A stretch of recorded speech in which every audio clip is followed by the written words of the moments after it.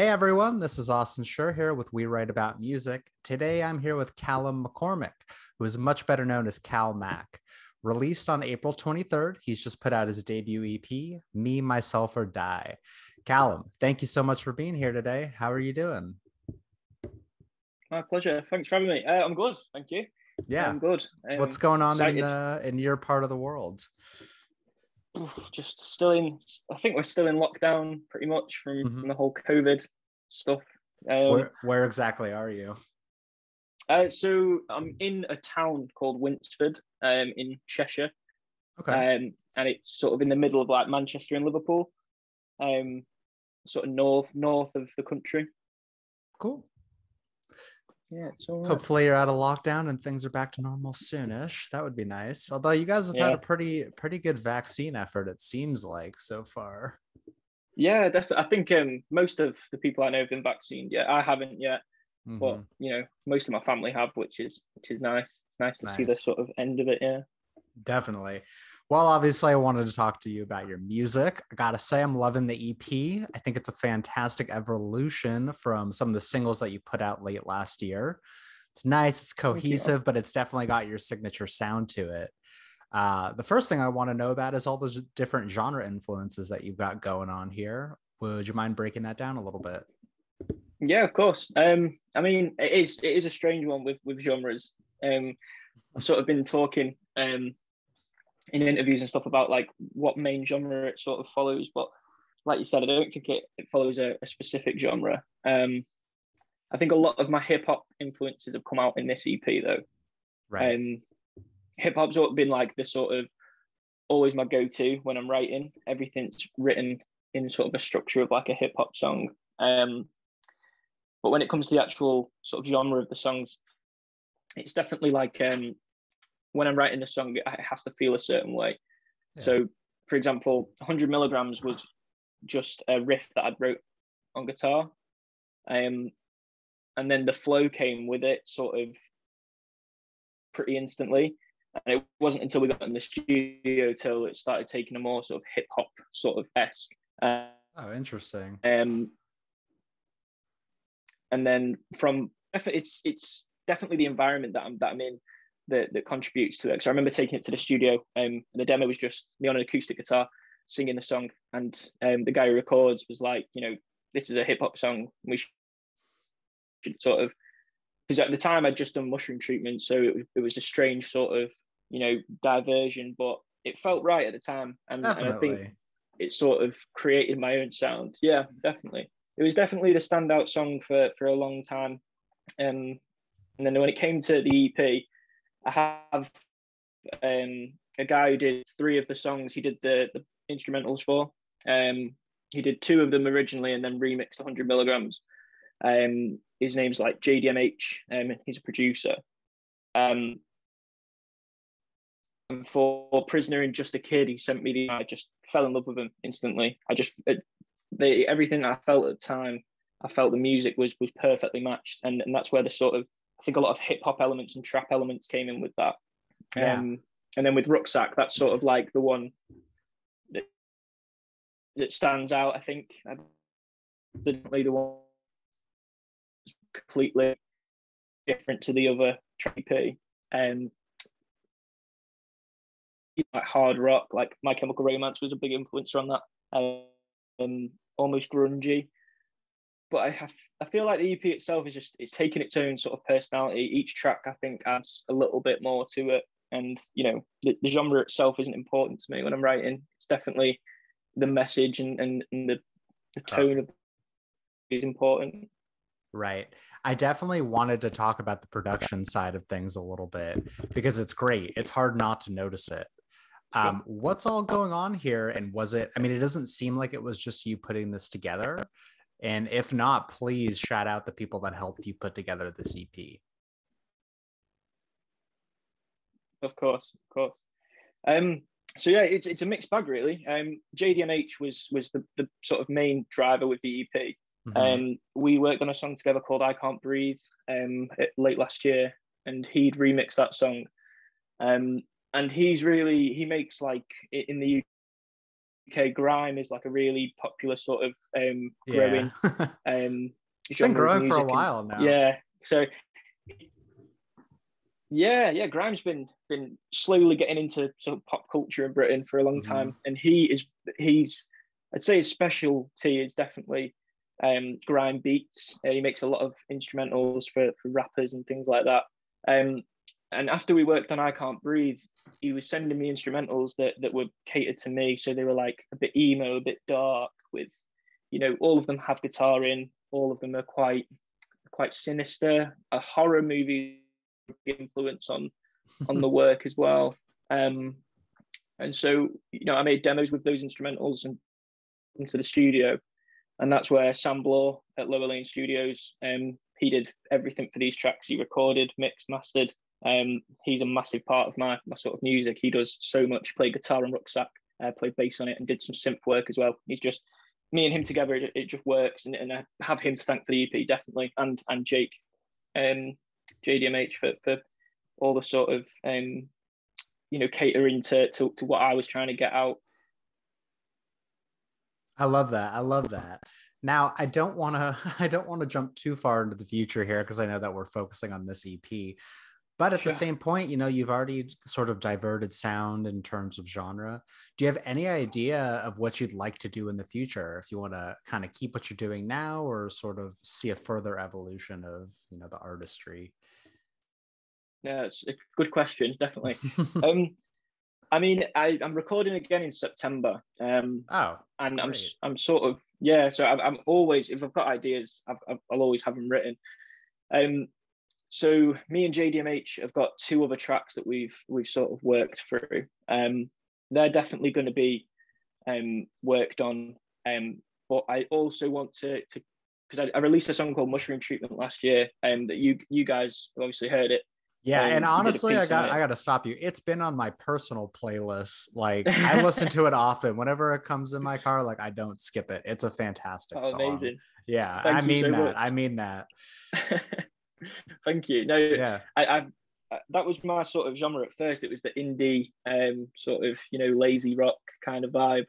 Um, and I've got to admit that's my most popular song. Like people love it. For the people who are like fans of mine, they really love that song. I think that's like the staple song for me. But I've written probably three or four more songs that are in the same sort of tone. So I think after this EP is sort of, it's the sadness that I was feeling. It's the anxieties and it's the journey through recovery.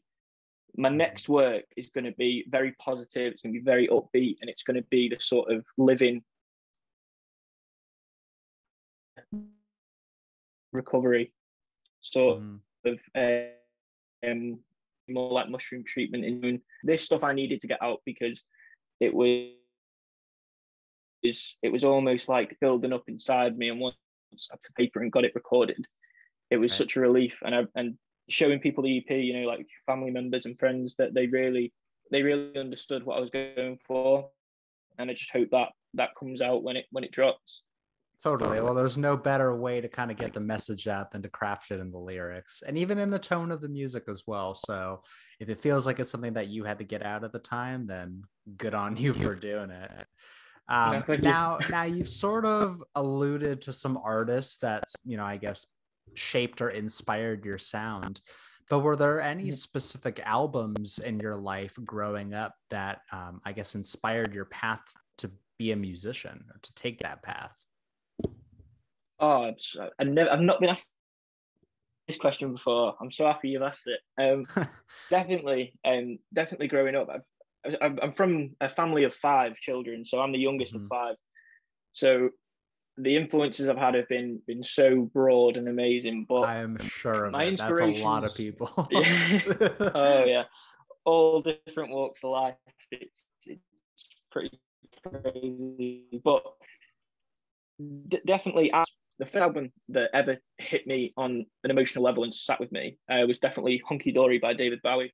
That record Yes. shaped me as a person. And Bowie's a massive inspiration, not just in sort of my music, but in my image and in evolution. The guy always Yeah. changed. He was never the same. It's not about developing. It's sort of like you can be whoever you want at any given time, and that's where I saw that in that record.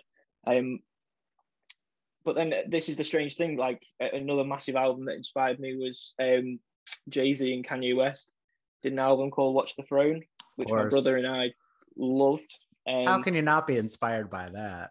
You don't even need to like rap or hip hop. It's just, it kind of transcends all of it. So exactly, I get that. I get that. They're definitely two albums that are massive. Like I think it was the production on Watch the Throne. Yeah. Was just insane. Like the samples that they used as well, they were just insane. That those two albums, very different but very important to me. Yeah, I was gonna say, you think of two opposite albums. I think you've picked them. I think you just did it. That's awesome. Well, the thing is, though, is like you have Jay-Z, who's like a lyrical genius, and then you have Kanye on the production side, who, as much hate as he gets, you know, the dude knows how to produce music. So yeah, definitely, kind of impossible to go wrong. To yeah, now we're just hoping for Watch the Throne 2 if that ever happens. But I kind of doubt it at this point. That would make 2020 worth going through. Definitely, I'd be so happy with that. So the next thing I kind of want to know here is your process as a musician. It seems like you would start out with the lyrics or whatever you're feeling, but how do you usually go about creating a song? Yeah. So in terms of like an actual process, there is a process that goes through. You know, I'll sit down if I'm feeling a certain way. I find that it has to start with a phrase or a sentence. The best way I can sort of word it is how I did it with Mushroom Treatment. Was I was basically sat in work, and someone had said, I heard someone say, "Oh, you know, I used to bomb whiz in a Rizzler," which in the UK is like a before they went out, they'd do some narcotic of some sort. You know what I mean? But that phrase just sat with me, and I was like, whoa, that is crazy. And from that day, I remember exactly, I was in work, I finished work, and I was like thinking, you know, that first line has to be the first line of the song. And it stemmed from there. And then I got home and made that chord progression. And then from there, I always record it on my phone, so it sounds absolutely terrible. I'll send it to a few family members, and I'll go, you know, does this have potential? What do you think? Show a few friends, and then if it's good enough, I'll take it to the studio. But I manifest the songs for a long time. Sure. Before they go in, so they're recorded at home, and then I come up with concepts, and I'll try and visualize the actual song before I get in the studio. So, you know, certain emotions come out at certain points. Yeah. And then once it's all, it's that is when it's all recorded, doing stuff like this where I'm promoting it and when I'm talking about it. But it's definitely emotion driven, the process, definitely. Oh yeah, no, that makes sense. So tell me this, you know, you've taken this path as a musician and an artist, but what are you enjoying the most about being on the creative side of things? So very good question, actually. I like that. It's changed a lot. That's sort of the answer to that. I used to think music was almost like mandatory in my life. It was like if I didn't have music, I'd be lost and I wouldn't be myself. And it was very personal to me, and I was very private with it, and I was very protective over it. But now I'd say the best thing about it is working with other people. That's, as a creator, that I think that's just so, when two people's ideas come together, it's so rewarding. It's more rewarding than when it's on your own, because you make these contacts, and they become really good influences, and you do things that you never thought you could do. And I think that's the best sort of thing about being a creator. And you're always learning, always getting new ideas, new people, discovering new artists. It's just awesome community to be a part of. Right. I totally understand that. It's got to be pretty nice because it is a tight-knit community, at least for those that are trying to support others. But I get what you're saying. Sure. So we're starting to see things be scheduled for live music for the latter half of this year. We're getting pretty close here. Is there any Exciting. chance that, you might be setting up a mini tour or kind of going out on your own and performing these songs? So interestingly enough, I got a email the other day from a venue local to me that reached out and said they wanted to get a gig together in September. Hell yeah, there you go. Yeah, so I mean, I think I do want to do a tour. I've never been on tour before, and because I've never played these songs live, it's going to take a lot of time to get the backing track sorted and decide if I'm playing music or if I'm just singing, because I don't have like a session band or anything like that, and I think I'd want to perform with backing track. But I'm definitely going to do a few sort of taster gigs, see what goes down better, and then definitely looking at touring this year 100%. If it's possible, I'm going to try and do it. That would be awesome. I think that these songs, some of them are so high energy that they deserve to be played in front of an audience, and really, I think they'll translate really well. And whether you play with a band or not, like even figuring out the backing track, I think they'll still have that sort of like oomph to it, to where Yeah. it'll get the point across. Is there a specific song that you're looking forward to playing live the most? Yeah, that's 100 milligrams. I can't wait to get that smashed out. It's the first line, Nice. the next patient please line in the first sort of line of the tune. I'm just so excited to scream that line, because it's such it's just so evasive, the song, and it's so aggressive. And like you say, it's just going to be so high energy and a lot of attitude, a lot of running about. I can't wait for it, to be honest. That's awesome. Okay, so I've got a couple questions for you that you may need to go into the deeper side of things. Okay. And so answer them how you feel. But the first question is what are you trying, or what are you looking to accomplish with this EP? It's open-ended. Good question. So Yeah, it's a good question. I mean, to be honest, I was really nervous about this EP because I thought if I released it, the tone of it and the sort of some of the songs on it are really morbid, and they're really sort of dwelling on, and because the way I've approached it is all my songs add to my story, and I just want to sort of tell my story and see if they can benefit from my experiences. And when I first wrote this EP, I listened to it the first time, and I was actually like quite upset because of how sad it was and how hopeless, and I just found it was quite toxic. It was quite a bad thing to listen to. And I remember when I recorded it all and I listened to it in full production for the first time, and I thought, it's not a doom and gloom of it. It's a story of hope in this EP, and it's something I didn't see straight away. I think there's a lot of strong messages, and I hope it opens people up to maybe asking people if they're okay more, and really talking about the feelings and yeah.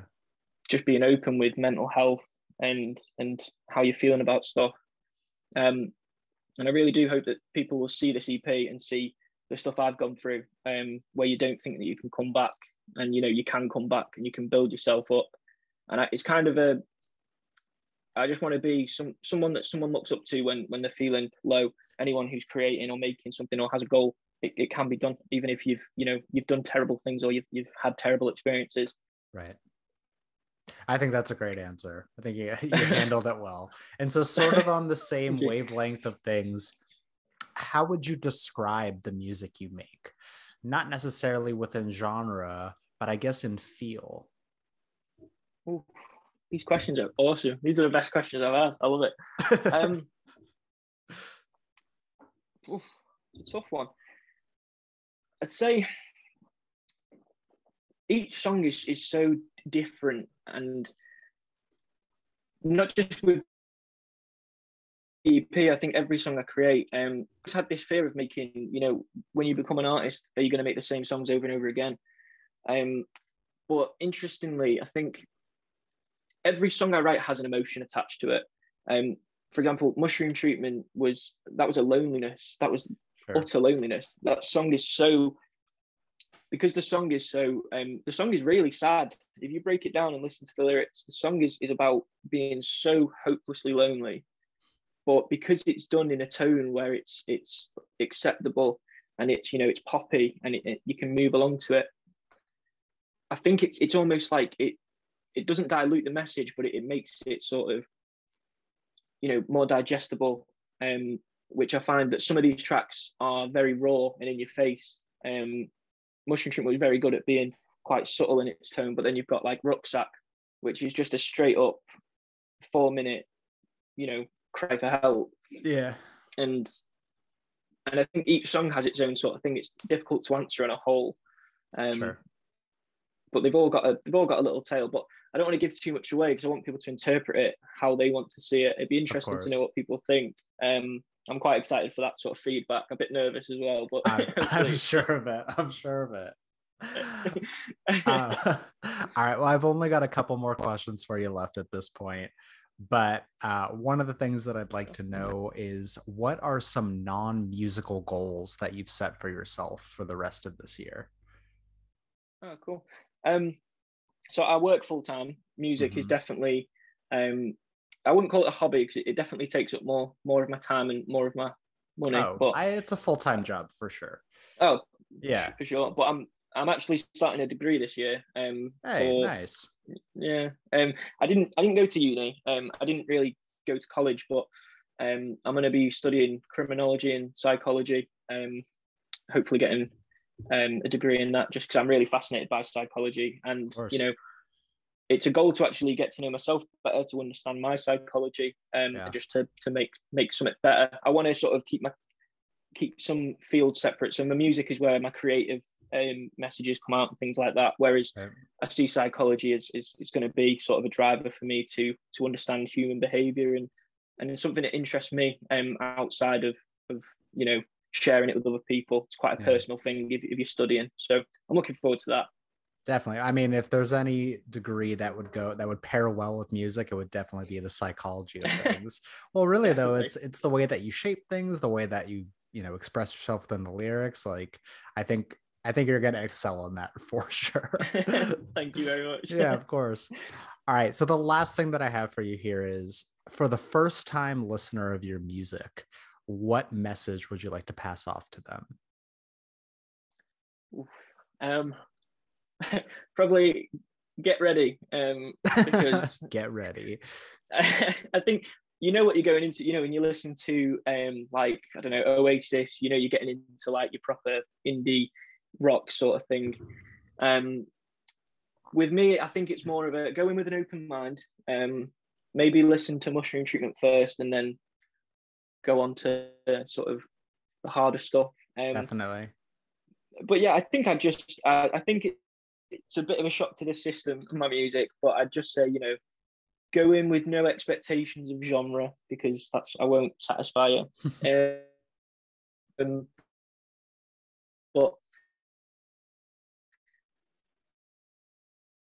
you know, just sort of more than the song, you know, come through. I like that. All right, Callum. Thank you. Cheers. I just want to say thank you so much for taking the time. I'm glad that we can make this work.